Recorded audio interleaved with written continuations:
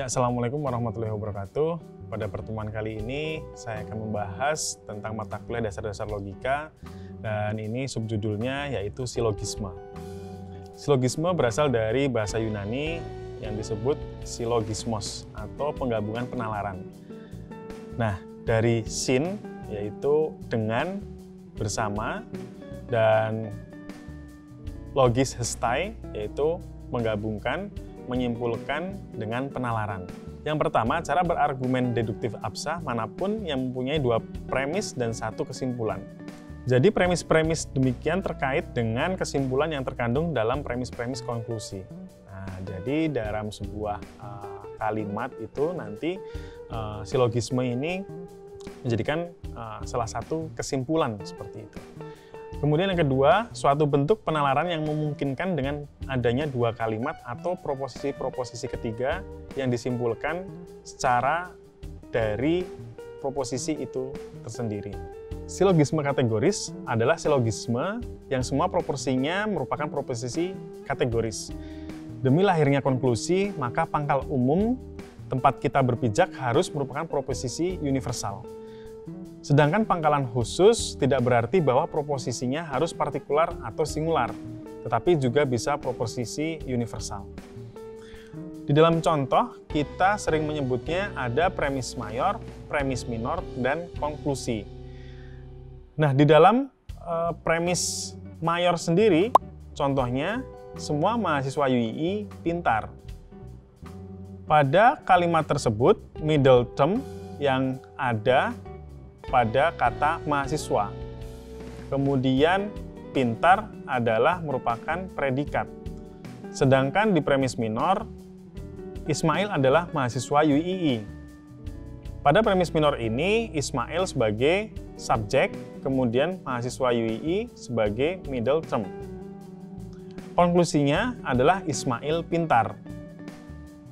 Dari contoh yang tadi, kita bisa menyimpulkan bahwa silogisme terdiri dari tiga pernyataan. Dua pernyataan pertama yang disebut dengan premis, dan satu kesimpulan disebut dengan konklusi. Simbol atau kode yang di bawah tadi merupakan konklusi atau sebagai pembantu untuk menemukan kesimpulan.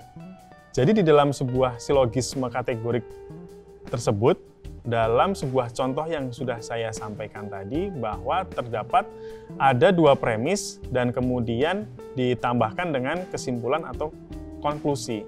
Di mana dalam konklusi ini kita lihat bahwa mahasiswa UII pintar, kemudian Ismail adalah mahasiswa UII. Dari kesimpulan ini bisa kita ambil bahwa Ismail itu pintar. Kemudian ada silogisme hipotetik, di mana silogisme hipotetik ini adalah argumen yang premis mayornya berupa proposisi hipotetik. Sedangkan premis minornya adalah proposisi kategorik.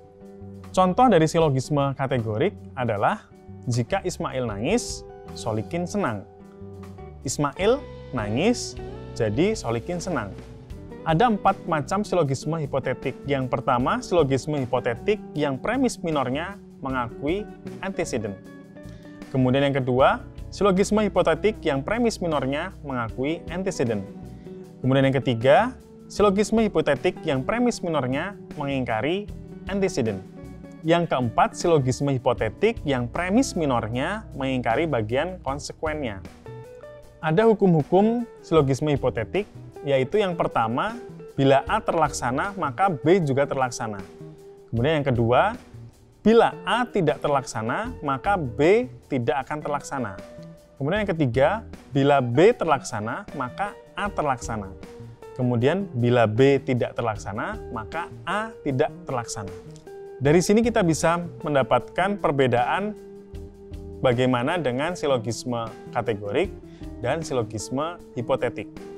Selanjutnya ada silogisme disjunktif, yaitu silogisme yang premis mayornya keputusan disjunktif, sedangkan premis minornya keputusan kategorika, yang mengakui atau mengingkari salah satu alternatif yang disebut dengan premis mayor.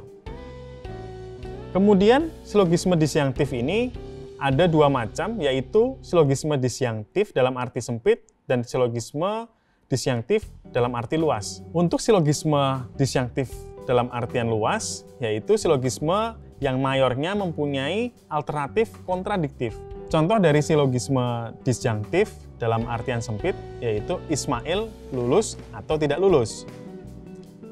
Ismail lulus, jadi Ismail bukan tidak lulus. Nah, dari contoh ini kita bisa melihat bahwa mayornya mempunyai alternatif kontradiktif.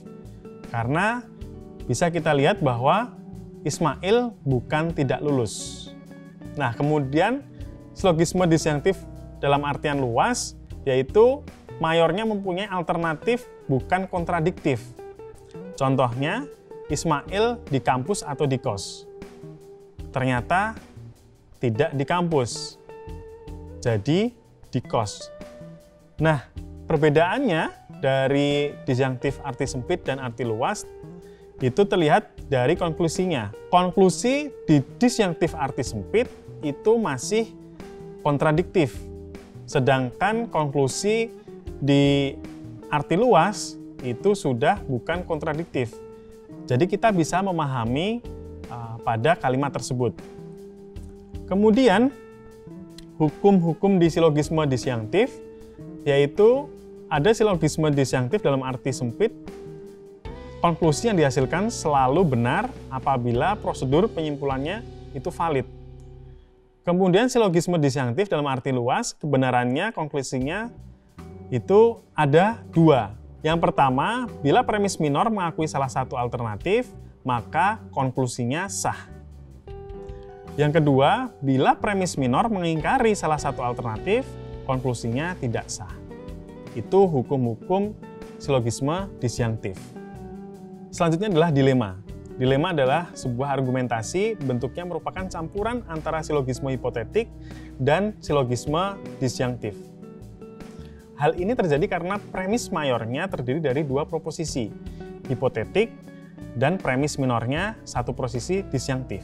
Konklusinya bisa berupa proposisi disjunktif, tetapi juga bisa proposisi kategorika. Dalam dilema, terkandung konsekuensi yang kedua kemungkinannya sama beratnya.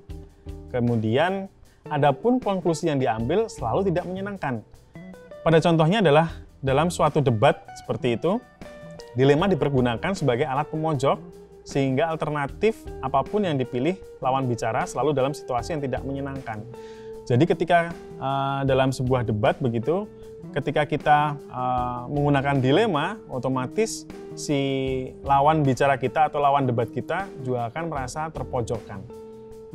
Contoh dari dilema, yaitu jika Iva jujur, Ivan akan membencinya. Jika Iva tidak jujur, Kika akan membencinya. Sedangkan Iva harus bersikap jujur atau tidak jujur. Berbuat jujur ataupun tidak jujur, Iva tetap akan dibenci. Nah, bagaimana cara mengatasi dilema? Yang pertama, dengan meneliti kausalitas premis mayor. Kemudian yang kedua, kita juga akan meneliti alternatif yang dikemukakan. Kemudian yang ketiga, dengan kontradilema. Dan yang keempat, dengan memilih alternatif yang paling ringan. Kalau dilihat dari contoh bahwa berbuat jujur atau tidak jujur, Iva akan tetap dibenci. Nah, materi tadi merupakan materi silogisme, di mana silogisme terdiri dari kategorik, hipotetik, disjunktif, dan dilema. Semoga ilmunya bermanfaat. Insya Allah kita bisa bertemu di pertemuan selanjutnya. Wassalamualaikum warahmatullahi wabarakatuh.